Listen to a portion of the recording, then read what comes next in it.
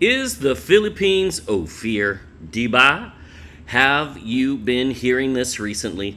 After almost a decade of research, we released our publishing of our 384-page position, The Search for King Solomon's Treasure, available free in ebook. You can download it now free. The description box has a link. And we produced our viral Solomon's Gold series on YouTube over the last 7 years. Playlist also in the description box. The God Culture continues to help Filipinos restore their identity that was stolen from them and continues to be suppressed by a colonial mindset prevalent in academia and in Bible scholarship today. And yes, even among some Filipinos. No more. Those supposed alternative theories all fail very quickly. We test them. This is an excerpt from Timothy speaking at SMX Convention Center in Davao City.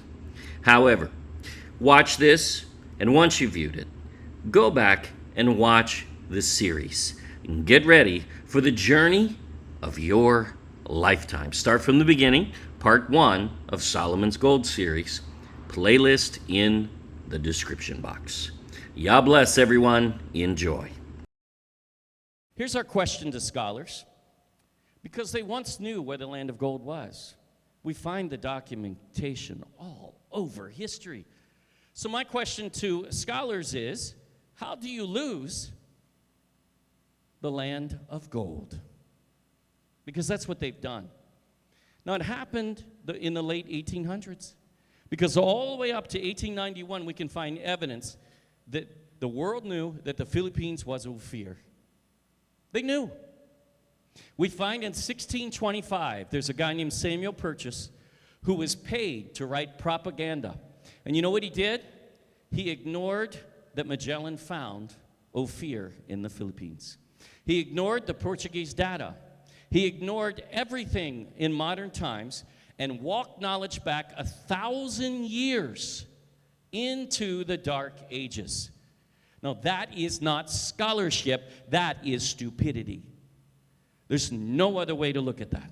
And this is what we've been dealing with on this narrative. So you'll see out there, the Philippines is Ophir, and they'll say, oh, that can't possibly be.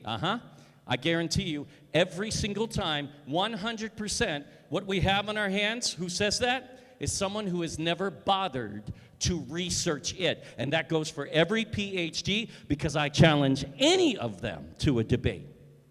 They will never win, because the facts are the facts. They are indisputable. Now, our textbooks are wrong. They're wrong.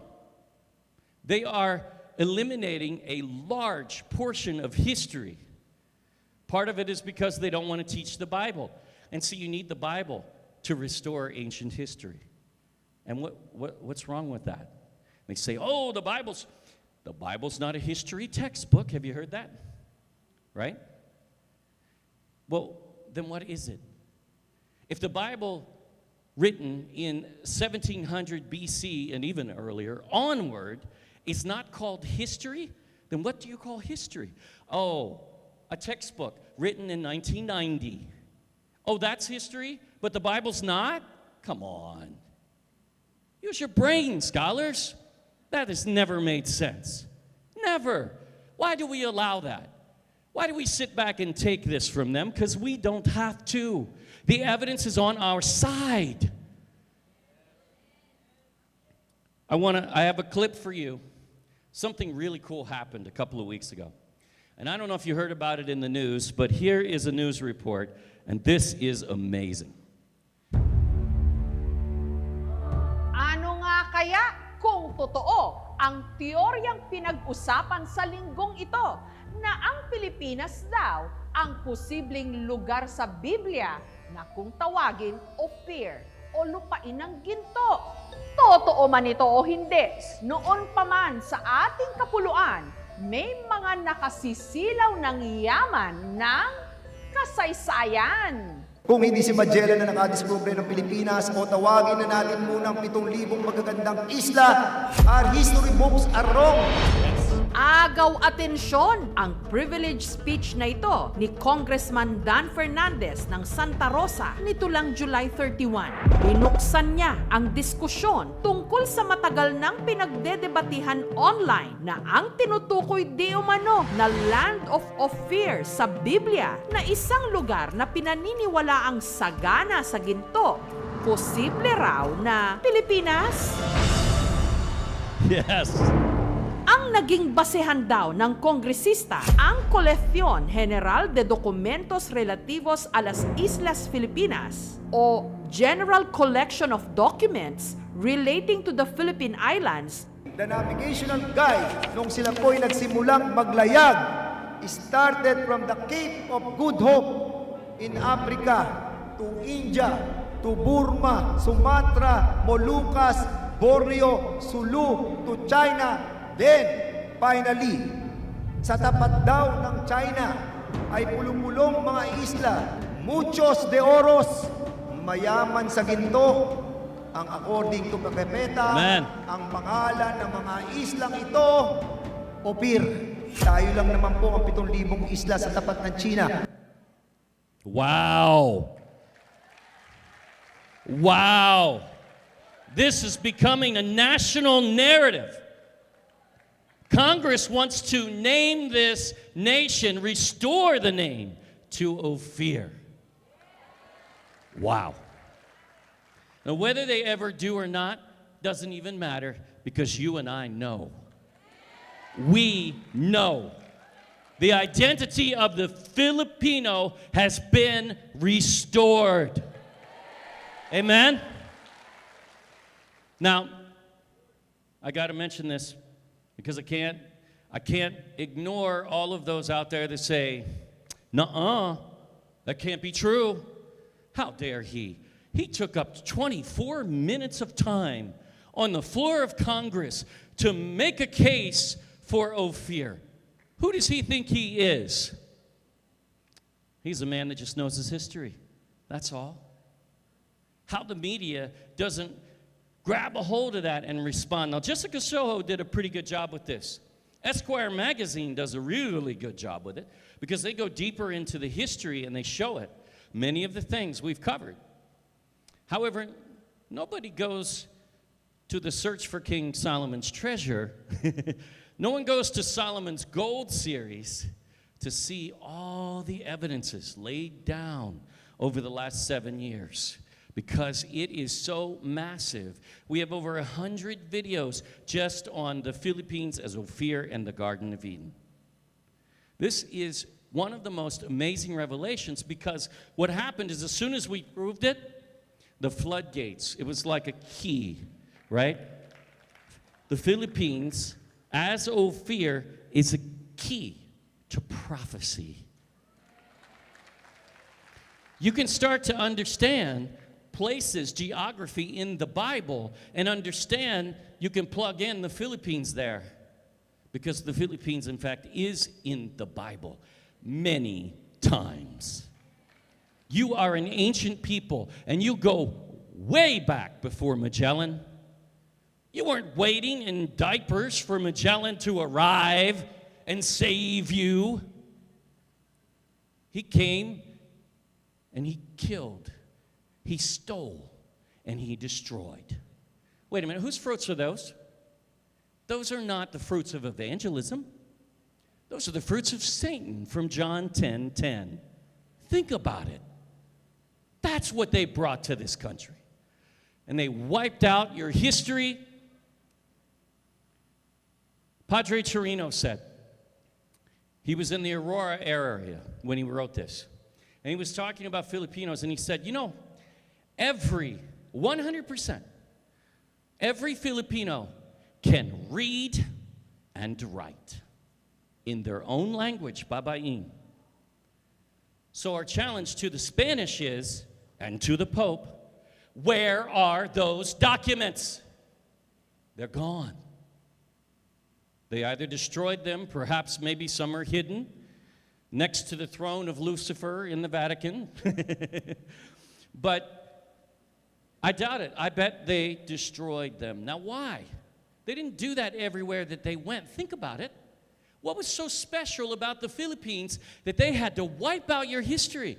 I'm not talking about just religious documents. I'm talking about everything. You had no government documents. You have nothing left. But here's the beauty. Even in the colonial record, we can prove that the Philippines is Ophir, documented as fact. Now, Rappler comes in, not one of my favorite news outlets, and they ridicule this whole narrative, right? With a flashy title and a lengthy speech, Congressman rambles. Wait a minute, did you hear rambling? Because I didn't hear rambling. I heard him talking about a Spanish government document, number 98. Is that rambling? Really? And is a Spanish government document not history? Really? And that's how they treat it. They treat it like, they just ignore it. They ignore what he said, and then they write this whole article that we're going to respond to now. So they talk about, and here's the real point. Okay, they're going to fact check, right? Because we can trust Rappler to fact check. No, we can't. And here's the thing. Who fact checks the fact checkers? Because somebody better, because they're not very good at their jobs. This article is one of the worst I've seen. Look, I come from the newspaper industry. I come from the magazine industry. I have employed plenty of writers, and I can tell you this is trash. And this is the response to, what is he, the deputy speaker? So he has a pretty high position. So when he speaks, you know, they should at least take the time to research it a little bit, and they didn't. So they forgot to research the mining reports, and they say right away, emphatically, no. Oh, okay. That's it. And that's about all they say in the article. We don't have the most gold reserves. Oops. They forgot to look at reports of gold reserves in the ground from the experts. Silly me. Why would we do that? Because that's how you learn of the ancient land of gold. Now, who did that? Well, the New York Times did. The Wall Street Journal did. And you know what they say? That on all of Earth, South Africa is number 1 in gold. Guess who's number 2? The Philippines. Now, I'm talking about gold in the ground, untapped, that no one's touched. They have now studied the earth, the Fraser Institute in Canada, and they know this to be fact. The senator, or the congressman, was citing this report. He was citing that you're number 2 in gold, and their answer in fact-checking is a wrong fact. Because in fact-checking, they're looking for number 1. He said number 2. They can't even listen. They can't even hear. It's called willing ignorance. 2 Peter chapter 3 warns us. In the last days will come scoffers. They're going to pursue their own lusts, and they're going to deny the creation, the flood, and the deity, the godhood of Messiah. And man, are we there, even in the church. There are actual Bible scholars who don't believe the Bible. They don't believe the creation account the way it's written. They don't believe the flood account the way that it's written. And they don't believe the Philippines is Ophir because they've never researched it. They don't know. And that's all you get out of this article. They really don't know. Now understand, South Africa's number 1, but in history, South Africa has no ancient history of gold whatsoever. Theirs is deep in the mountains, so they needed mining equipment that didn't exist in 1000 BC in the days of King Solomon, who built a navy on the Red Sea to take a 3-year round-trip journey, which is a long ways from Israel, and it's on the Red Sea. He didn't build it on the Mediterranean. He built it on the Red Sea because he was going to the Far East, to the ancient land documented as the land of gold. Why? Because the gold that he wanted for the temple was sentimental, was precious to Yahuwah God. See, Adam offered gold, frankincense, and myrrh in his very first sacrifice. And he offered it from this land, from the Philippines. Well, somebody might say, oh, that's crazy. How can you say all of that? Because we prove it. That book proves it. The evidence has always been right in front of our faces. But see, what we do in history is we disconnect, right? We talk about this country's history and then this country over here, and they purposely disconnect and they do it with the Bible too, right? They take it in fragments and they'll disconnect it until it's not even recognizable. That's how they change history, and that's how they change the Bible. Now, also, they said there is no evidence. No evidence? Okay. I'm going to show you some evidence, so we'll get right to it. They go to Filipino-American historian. Bear in mind, American. Okay. Now, I'm an American. I'm now a Philippine resident. And I've been here for 8 years, and I'm not leaving. I love it here. My wife and I are much happier here. The Filipino people are so precious, and wow, what a change in our life. But you know, this Filipino-American historian, which means that he's colonial, right? Because he better be, or he'd lose his job. That's the way America works, see. If you're a historian and you teach against what the American establishment wants is history, you lose your job. If you teach against what modern scientism wants and you're a science teacher, you lose your job. That's the way that it works. They either marginalize you and push you over to the side and overlook you, or they come right at you and attack you. So he produced a video explainer on the matter. Well, that's not exactly the best source, but okay. And he said that ancient and biblical records indicate that the place existed. Okay, so Ophir's a real place. Hey, great, that's good. And that it could be found somewhere between Arabia and India, or India itself. Now, that is nonsense. Or even in the islands of Southeast Asia. Okay, wait a minute. So even his answer says that the Philippines could be Ophir. His answer says, I don't know. That's his answer. This is the way they have hidden the Philippines and its history. They say, oh, Ophir could be over here, it could be over there, it could be down here, it could be up there.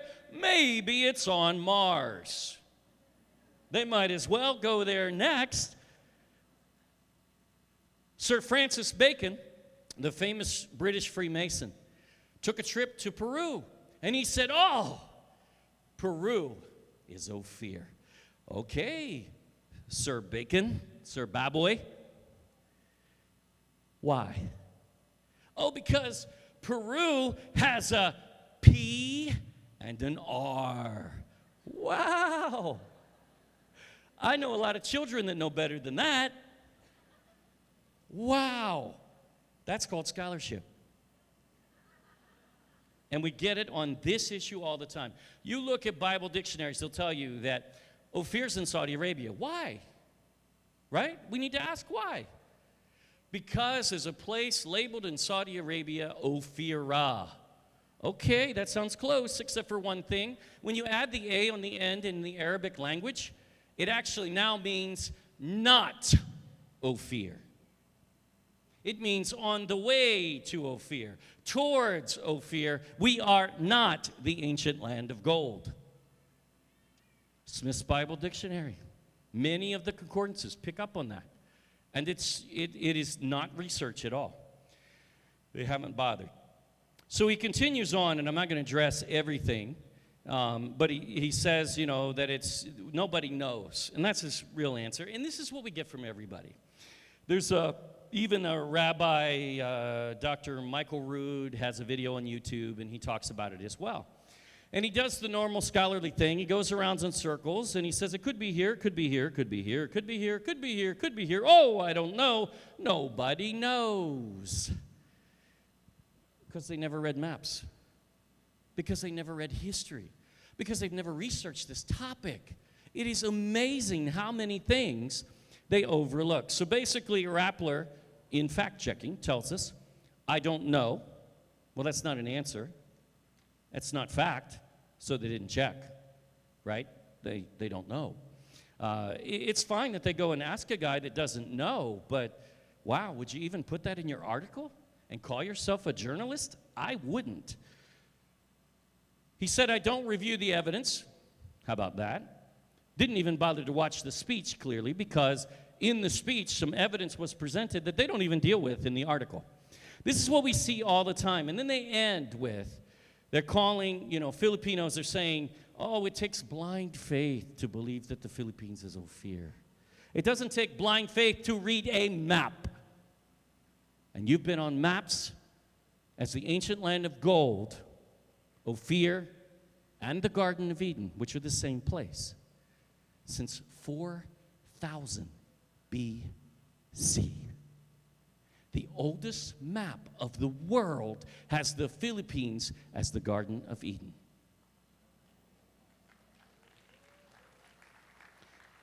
This is not up for debate. And they'll go back and forth. The second one that he used sent a text message to Rappler. Okay, journalism by text message now. Nice job, Rappler. Way to go. And he said the same thing. See, they basically say, to go against, this is what they're really saying, to go against the colonial narrative, it's just, you have to have blind faith, you have to be uninformed, you have to have disinformation, all these fancy words that are polarizing are thrown into their response on purpose. So they say, gotcha, right? We get that every day. Do you know we get that every day on our channel? They say, gotcha. The Philippines can't be Ophir. Why? Did you even watch the video? Probably not in most cases. Well, I would if I actually knew what I was talking about, right? Because they don't. There's a famous quote out there. It's attributed especially 1854 to William Paley. Condemnation without investigation is the epitome of ignorance. In other words, if you condemn something, if you say, no, that can't be true, before you've actually researched it, you are the very definition of ignorance. It's not academic. It's not scholarly. I get it. Yes, it's hard to hear something for the first time and accept it, and many have issues with that. But some of the smartest people, the most educated people, are the ones guilty of looking at a narrative like this and not bothering to research, and they go into the media and they say all kinds of things that they don't know. They don't have answers. So let's talk to people who do have answers. Let's go to the Bible because it has answers. It is the truth, not a PhD. They bury their head in the sand, and they do it with colonial documents, with only the colonial narratives that, of course, want to hide, right? The Spanish came here, and they attacked this land. Do you think they wanted everybody to know that they attacked the very land of creation and the Garden of Eden and took its gold? The very gold of Yahuwah? He said, the gold is mine, the silver is mine, he told King Solomon in Ecclesiastes. This is why our motto is, and we say this on every video, prove all things. Because if we don't, in this age, we will be deceived. We are in the age of increasing knowledge that Daniel predicted in Daniel 12:4. And this is a beautiful thing. And what we're finding is a lot of that knowledge is actually ancient knowledge restored. See? But we also live in an information age where there's a lot of junk out there. And they've been changing and rewriting history. They've been changing and rewriting interpretation of the Bible all along. So the question is Colección General de las Islas Filipinas, Spanish document number 98, it's called, cataloged in the library of the Spanish government. Is that not history? Because this article doesn't prove that it wasn't. And none of those professors that go out there with the pipe in their mouth, right? None of them can disprove that. They just ignore it and say, oh, nobody knows. Nobody knows. The Portuguese knew. The Spanish knew. The Italians knew. The French knew. The Germans knew. The British are the only one, really, that didn't know because they were paying propagandists to ignore it. And that's what we're dealing with in most of our schools today. Our textbooks are wrong across the world because the Philippines is the most important land across the world. We've got to restore these truths because the world needs the Philippines more than we ever knew until you look at prophecy. It says in the last days, the Philippines will rise. Amen? Now, we talk about these things. Bear in mind, that was a Spanish government document. Now I'm going to show you a Portuguese government commissioned map. This is from 1492, when Columbus sailed the ocean blue. This is the map that Columbus used to plan his trip. Ooh. He wasn't going to America. He was coming to the Philippines, to the land of gold and silver, he said in his journal. He followed this map. Now, when you look at this, this is a large view, and you can see the world starting to look very close to normal. You can see Africa to the left, Sri Lanka, India, the Malay Peninsula. Now, look over here in this box. See all those little islands there? Okay, they're east of Indochina, they're southeast of China, and they're northeast of Borneo. What archipelago is that? The Philippines. Now, inside of that archipelago, on this credible map commissioned by the Portuguese government in 1492, they label two lands. They label Luzon Island and Mindanao by their ancient name in Greek. But the Greek to Hebrew, we well know, especially those who've studied the Bible, you know the synergy there is the same thing. They actually, again, this is commissioned by the Portuguese government, don't forget. Is the Portuguese government not history if they created a map of their explorations? Of course it is. It's the most valid history you can find. And here's what it shows. Look at this island here. You see this up here? It's labeled crisis or Christ. That is the Greek word for gold. That is the land of gold known as Ophir in the Bible on a 1492 map. And that, my friends, is Luzon Island, Philippines. It even has the shape. If you look at the top, you can see the little curly Q on the right side. Go over here, look at Luzon. Here's the comparison. You can see that there's markers that match up to Luzon Island. And that's normal for ancient maps. They didn't know the complete shape yet, but they got it close. Then you have Argyre. That's the land of silver. In the Bible known as Tarshish. Oh, wait a minute. Where's that? Wait. It's northeast of Borneo. What's the big island northeast of Borneo? Mindanao. That's you. You're on a map in 1492 as the land of silver and gold from ancient times. Wow. Now, this is indisputable, and in fact, if you look here, you can see the top of the shape of Mindanao, which is a good match, but even the legs here, if you look and you place these other two islands that are at the bottom, on the bottom, because this is normal for ancient maps, you actually get the full shape of Mindanao on this map in 1492. With a note next to it, next to Mindanao, that talks about the magnetic isles, right? The shoals, where ships kept shipwrecking. And they're called Maniola. Does that sound familiar? Maybe Manila? It's all here on this map. You can look at the shapes, and you can see Panay, Masbate, Samar, Leyte, Bohol, Cebu. You can see even Sulawesi down in Indonesia, which we know we're north of that. Very distinctive shapes. Kind of hard to miss. So why can't scholars figure this out? Now, this isn't just some map. This isn't just any map. Nobody drew this in their bedroom. This is another rendering of it. And the other map shows the same, but it's cleaner. But I want you to see as well, there's Palawan. It's in the wrong position. It's on the wrong side of Luzon, but it's Palawan. Here's how we know. It's labeled Philis.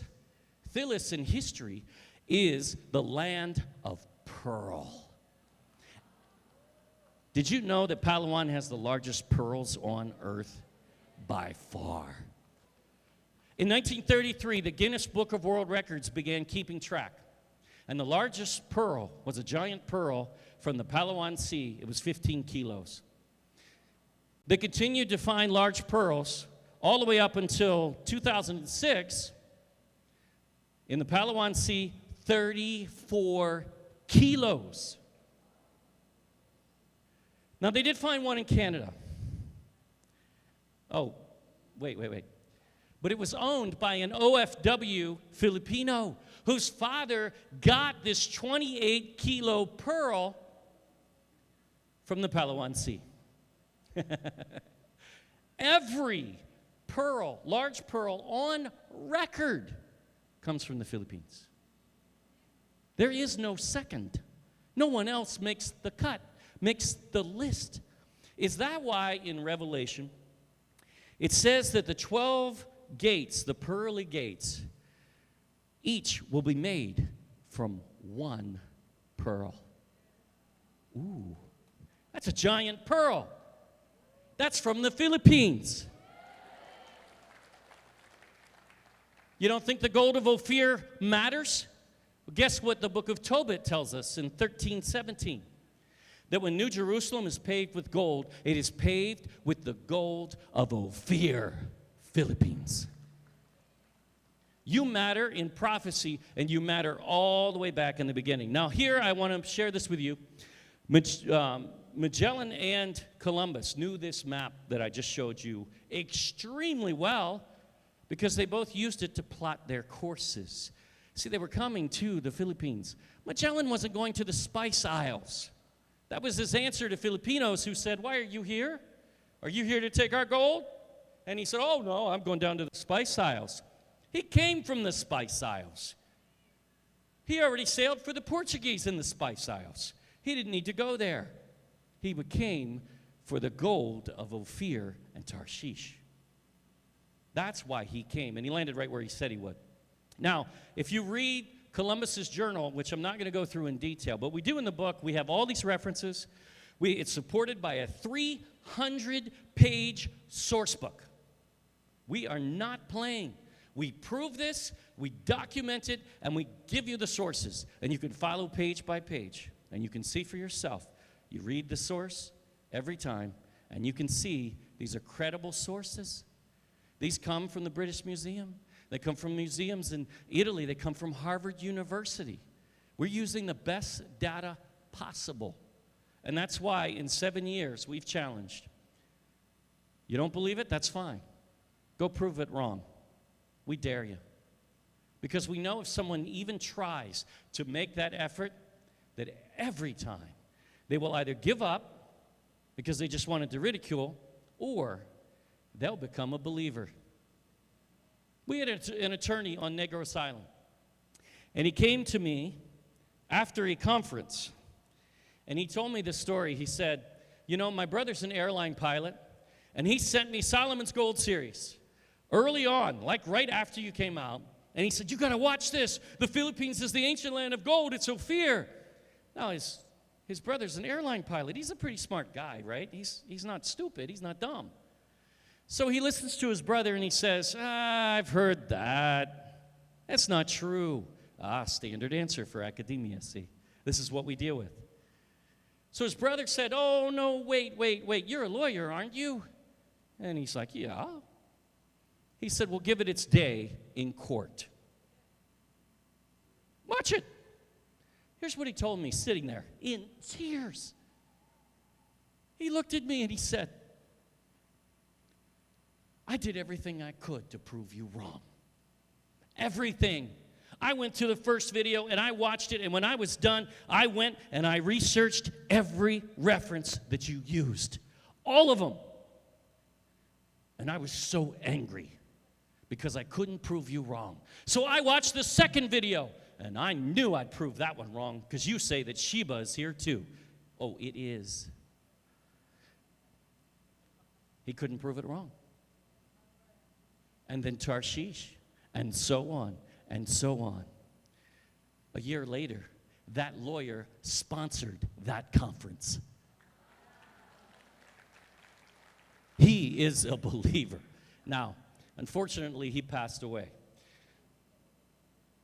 But his name was Attorney Lyndon Kana. And he even followed through in teaching this message, in restoring this history to Filipinos. It is time for you to know who you are. It is time. We live in the last days. And I don't care how anybody quantifies it, there is no arguing with that because you read the signs and there is no doubting. These are the times where we need to seek Him greater than we ever did. There's many countries that are being attacked right now. They're being, like America. I come from America. America is being eaten from the inside. Literally, it's already gone. It's already gone. Its economy is in shambles, regardless of what the stock market shows. That's all fake. And in time, it is going to see a devastation beyond anything we've ever seen in the world. And that saddens my heart. But what makes me happy and what gives me hope is that we have the Philippines. Because your position in prophecy is you're going to come along and you're going to take those believers by the hand. You're going to help them. This man has a vision. His vision was before he ever met me and before he ever reviewed our research. And I can tell you that it is right on. With Scripture, with history, with prophecy, right on. He took me to the mountain where he preached to a small tribe in his first, post, basically. And then it just all grew from there. But the sincerity of this man and this woman is incredible. We love them so much, and thank you.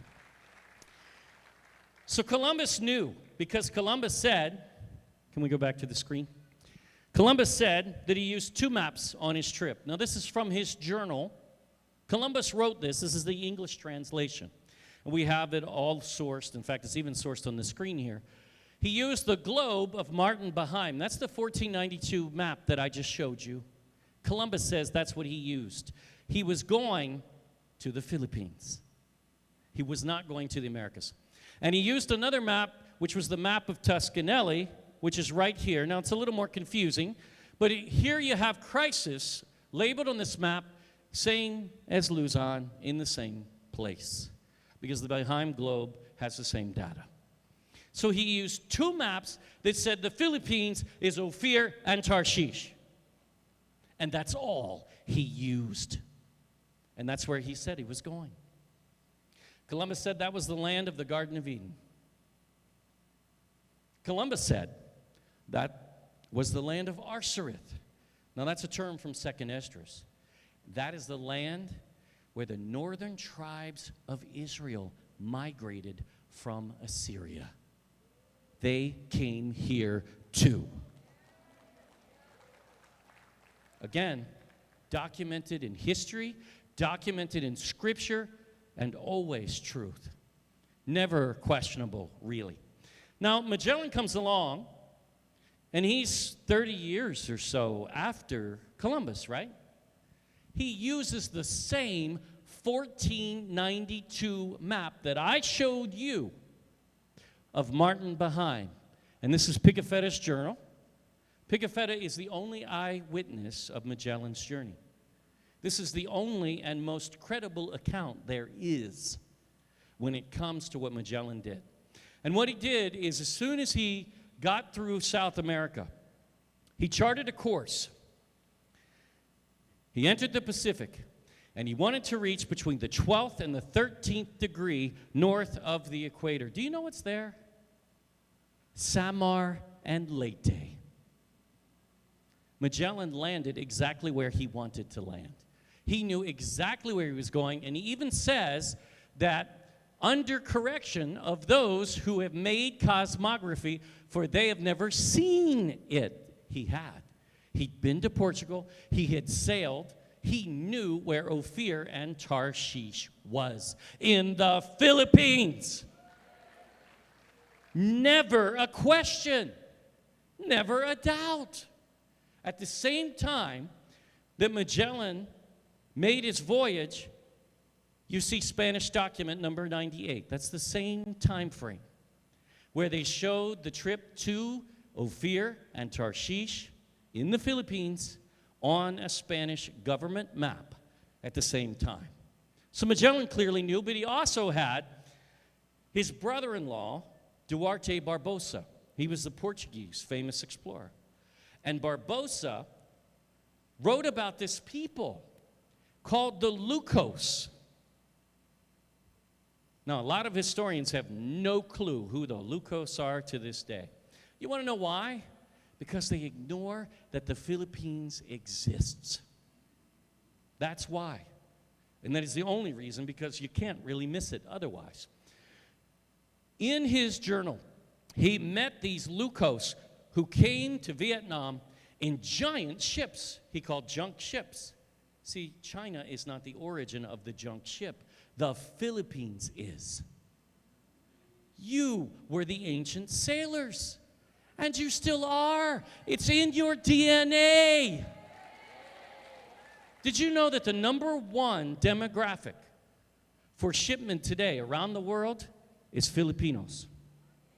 220,000 merchant marines are Filipinos, #1. Now, Magellan scratched out this word Lucos, and he wrote in Ophir and Tarshish, because that's where he was going. But wait a minute, who are the Lucos? It's actually really easy, and you know this. See, they're from northwest Luzon, according to Pigafetta. That'd be the Ilocanos of Ilocos, the Lucos. So he encountered Filipinos. But that's not new. See, you were arriving in Chinese ports in Canton, according to their own scrolls, as early as 990 BC. Before King Solomon came here.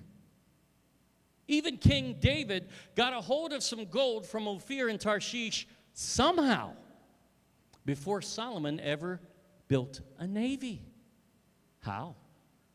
You had ancient ships because you are the ships of Tarshish. You know, these things are so well documented and so hard to debate, which is why no one even does. They just ridicule, which is all we ever get, really. No one actually comes with an intelligible point that says that someplace else might be. And we've tested them all. We've tested the resources. We've tested everything we possibly can. There is no other claim. The Philippines has always been the ancient land of Ophir and Tarshish. So here's Pigafetta's journal, and he said that they come from northwest Luzon, these Lucos. And again, we know who that is. It's the Ilocanos of Ilocos. It's very simple. They've been cited all over the Orient. We heard from Ferdinand Pinto, the Portuguese explorer, who actually landed on the Isles of Lucos, and he gives the longitude and latitude of northwest Luzon. But scholars say, oh, maybe it's Japan. Because in their mind, the Philippines doesn't exist. No more. No more. We will restore these facts. If we have to go to Congress ourselves, we will restore these facts. Now, is the 1492 Behind Globe the very first globe map of the entire world? Is that not called history? Is that not called credible? Are you kidding? Anyone who questions it is not an academic nor a scholar. These are credible. Is Pigafetta's journal not credible? It's the only eyewitness account of Magellan. You better believe it is. Is Columbus's journal not credible? I mean, he wrote where he was going. Why do we ignore it in our history classes? The fact is the Philippines has been known since 4000 BC as the land of the Garden of Eden. 2500 BC, the Book of Jubilees documents it, and I'm going to go through that, in the Philippines, the Garden of Eden. 43 AD, covering the era of the Greek sailors, we have a map that shows the Philippines as Ophir. 70 AD, there's a map showing the Philippines as Ophir. 124 AD, there's a map showing the Philippines as Christ or Ophir. 1100 even, the Turin map shows the Philippines as Christ, Ophir, and the Garden of Eden. 1235, the Ebsdorf map shows the Garden of Eden southeast of China in the Philippines. 1265, the Salter World map shows southeast of China an island known as the Garden of Eden. 1300, the Hereford Mappa Mundi shows the Philippines as the Garden of Eden. 1440, here's a map that also shows the Philippines as ancient paradise. 1450, the Garden of Eden, southeast of China in the Philippines. 1507, the Garden of Eden, still southeast of China in the Philippines. Where's the debate? There is none. There is none. There is no questioning this. There is no doubting what this land is. All they give is ridicule. Why don't scholars and academics know this information? Because they refuse to review it. And that's the only reason. Did you know that in 1663, Father Francisco Collins said, and that this was really so, and the principal settler of these archipelagos, he's writing from the Philippines, was Tarshish, the son of Javan, together with his brothers, as were Ophir and Havilah of India, we see in the 10th chapter of Genesis. That's history. You've been labeled as Ophir and Tarshish. 1601, Antonio Galvo said that the Philippines is Ophir and Tarshish. 1627, Dominican friar Gregorio Garcia, Philippines is Ophir and Tarshish. 1891, a former prime minister of the Philippines says that the Philippines is Ophir. History is always known. This is not a mystery at all. Never has been, and it never will be again. Too many people already know. Our YouTube series has had millions of views. People from all over the world, but a lot of people in the Philippines. And that congressman, he took a stand. He probably had no idea what was coming when he did. Bishop does. Bishop does. When you take a stand for something that's right, boy, they'll come at you. And they've been ridiculing him So I encourage you, I don't care what his politics are. I don't even know what his politics are. I don't even know what his platform is, and I don't care. But on this point, he's accurate. He's correct. The Philippines should be restored to Ophir because that is the ancient name of this land. Again, was Father Colin Davao Garcia and a prime minister of the Philippines. Is that not history? Of course it is. Of course it is. This is academic, my friends. What you read in textbooks on this is not. They haven't done their research. If you talk to a college professor and they try to say, oh, Philippines is Ophir. Yeah, right. Do you know they used to say, in Pigafetta's journal, Pigafetta said he saw an 80-foot long balangay, right? 80 feet long. And they scoffed and they laughed for centuries. The Philippines couldn't do that. Oh, guess what? In the 1980s in Butuan, they found an 80-foot long balangay dated to 320 AD. Long before many historians believe you even have any history. They tell us the Philippines has no history before Magellan. That is a lie. You were the greatest nation on earth. You were the greatest nation in the Orient by far. And Duarte Barbosa said that you were richer and more eminent than the Chinese. These are not questions. Check this out. Now, there was an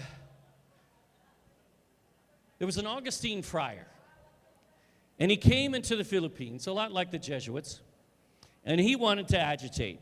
So he wrote to the King of Spain, and he said, Filipinos are barbarians, they're savages, they don't have any manners. Are you kidding? Have you met a Filipino? Clearly, this guy hadn't. He was lying. Now, he got called under the carpet by the captain generals of Spain because they knew he was lying, and they called him out and said he was ill-informed and a whole lot of other bad words because they knew he was wrong. So here's what they said in response. This is written by Guido de Lavazares in 1574. This is the ancient Filipino. This is the social class constructed here. What you see pictured on the screen is the Boxer Codex. These are actual illustrations of the Spanish. And in the Boxer Codex, they also drew the Chinese, and they drew the Japanese, and the Indo-Chinese. Oh, but none of them look like this. Look at all that gold. What is that? Now, here's what he said. He said, there are some chiefs in this island who have on their persons, they wore, and he puts an amount, 10 to 12,000 ducats worth of gold in jewels. You want to know how much that is in today's value? 1.5 million US dollars. They wore on their persons in public, openly and freely. Wow. Wow. Now, this shouldn't be a surprise because this was the land of gold. But it still is. That hasn't changed. It still is. Yeah, it's being stolen. Yes.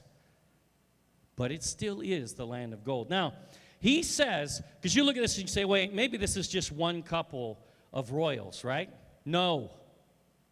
He says that there are so many of these chiefs in this upper class that they are innumerable, which means they cannot be numbered. There were thousands like this pictured here. Thousands. This is a history of only the land of gold and nothing else. No other nation has this kind of history. Now, I know you're going to say, wait a minute, but isn't it fiction that they drew this? Oh, you wait. I'm going to show you archaeology that these are fact. They have always been the truth. Now, then he describes the middle class and says that even they have jewels of gold in great quantity.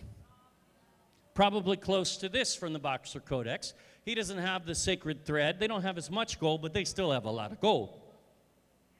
Then he describes the lower class. And even the lower class. That dude has more gold than he has pants. Now, these are generally seen among them, and not only the chiefs and free men have plenty of these jewels, but even slaves possess and wear golden trinkets upon their persons, and they also wear them openly and freely. See, the Philippines didn't have much crime, which continues to this day in most areas. Now, this is written in history over and over in 1609. Antonio de Morga says, the natives proceed slowly, more slowly in this, and content themselves with what they already possess in jewels and gold ingots, handed down from antiquity and inherited from their ancestors. Ophir, Sheba, and Tarshish.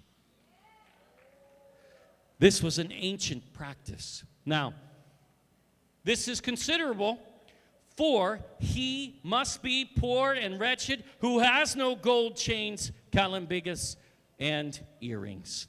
So if you didn't own gold, you must be so poor. You're more poor than the lowest class.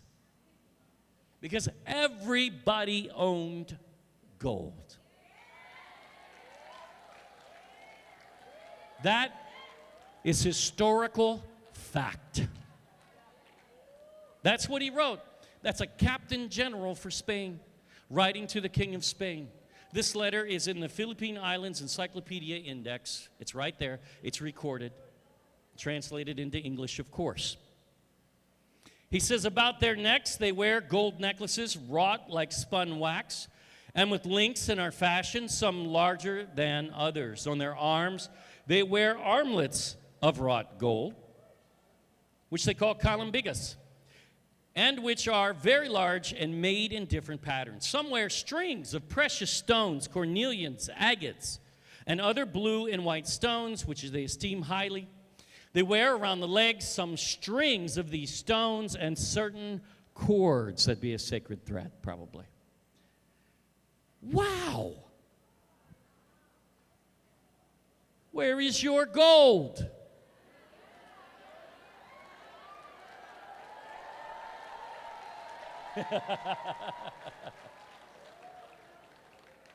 It's coming back.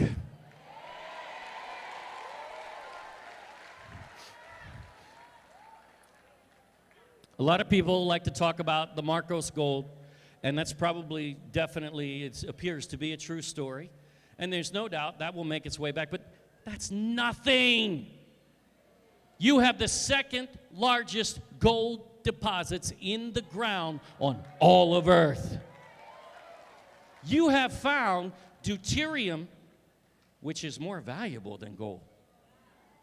You have palladium, which is more valuable than gold, which you found especially in the Sulu Sea, one of the largest deposits on Earth. This land is so blessed. It always has been. Not only can you go out in your yard and feed yourself for your lifetime, but you can dig in the ground and find resources that the rest of the world foams at the mouth, wanting so badly. Why? The gold's not for us. It's his. This gold has an end times purpose, and he's going to bring that about very soon. Check this out. Isuot ang sacred thread Can you turn it para up? madama ang bigat nito. Okay, you can't really hear it, but watch her. because I want you to see her reaction. This is a sacred thread. They have it or had it in the Ayala Museum. Watch. Oh. Wow. Uy, napakabigat. Uy, magkakakalo ka nito. Ang bigat. That is solid gold. Found in 1980 in the Surigao treasure in the Philippines. But wait, that's the same piece that was drawn in 1590 in the Boxer Codex. The same thing, proven fact in archaeology. There's no question about this. The Philippines is the land of gold. Look at the necklace that they're wearing. This is what they found in the Surigao treasure. A necklace very similar. Look at the dagger handle on the dagger that he's holding. This is that dagger handle found in the Surigao treasure. And get this, look at his belt. Do you see his belt there? See how it's golden? Do you know what that is? We didn't know until it was found. There it is right there. That is a belt of fine gold. Better than anything Pacquiao ever won. Woven like fabric, because the Filipinos were masters at working with gold. That was known and recorded by the Spanish and many others, even the Chinese. So they'll continue. Of course, we understand. There's a lot of professors out there whose jobs are at stake if they took a stand for this. But do you know, there are some that are teaching this in classrooms? I won't expose them. But there's one who asked us for Solomon's treasure, and we sent them copies for their classrooms. There's another one that's using the videos, and they're actually showing Solomon's Gold series in the college classroom. Because this message is being restored in this age. It may look like a little here, and it might look like a little there, but the Philippines is rising. You're going to see in this age a restoration of the Philippines beyond what anybody can imagine. So the worst they can do is say, can you believe these guys? They actually read history for themselves, right? We get that kind of stuff all the time. It's dangerous. No. The Philippines is Ophir. Diba? Amen. I want to do a little something, if you don't mind. I'd like to give Congress an answer today. Will you do that? Will you rise to your feet with me? Will everyone stand to your feet? And I want to do a little exercise. Just a little exercise. And I'm going to make sure this makes it to Congress. All right? This is our response to the Philippines as Ophir. We're going to say, bring back Ophir. Amen? Let's do this.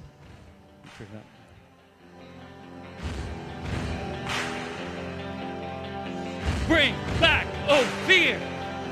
Bring back Ophir. Bring back Ophir. Bring back Ophir. Bring back Ophir.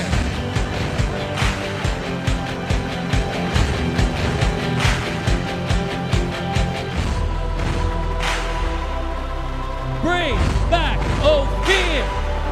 Bring back Ophir. Bring back Ophir. Yeah. Amen. All right, wait. You can sit. You can be seated because, wait. No one would ever believe this. I mean, nobody else would ever say that the Philippines is Ophir. Oh, you've seen some already, right? Check this out. What if there were a Jewish evangelist who was going around confirming our research? Now, he doesn't credit us, but we don't care. He affirms the research. Check this out. These are his words. This is Amir Sarfati in 2018. This is over a year and a half after Solomon's Gold series went viral. And this is after our Lost Tribes series. Check out what he says. Make sure the volume's up. in the Spanish maps that led the explorers to the islands, the name was Ophir. Did you know that? How many of you knew that? The biblical name Ophir appears in Spanish maps describing the Philippines. Amen. Ophir.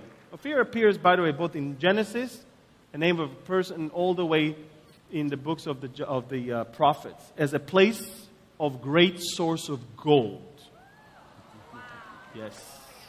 Wow. So it starts from there. Also, by the way, both in Isaiah 24 and Isaiah 42, there's a beautiful description of how the name of the Lord will be praised even in the islands. That's right. It says, Now check this out. some people say could be the Philippines. I can imagine that. I think that there's a good chance that even the lost tribes of Israel ended up, at least some of them here. What? I believe that a lot of you might be surprised to find out you have Jewish Did you blood. hear that? You just took DNA test. What? A Jewish evangelist saying the lost tribes of Israel came to the Philippines? What? Now, where's he getting all of this from? Is he crazy? He got it from Solomon's Gold series.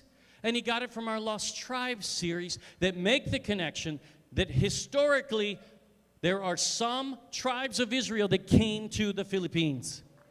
And on this, is the Philippines Ophir? Diba? Amen. The Philippines is Ophir, and I can't wait to see you rise.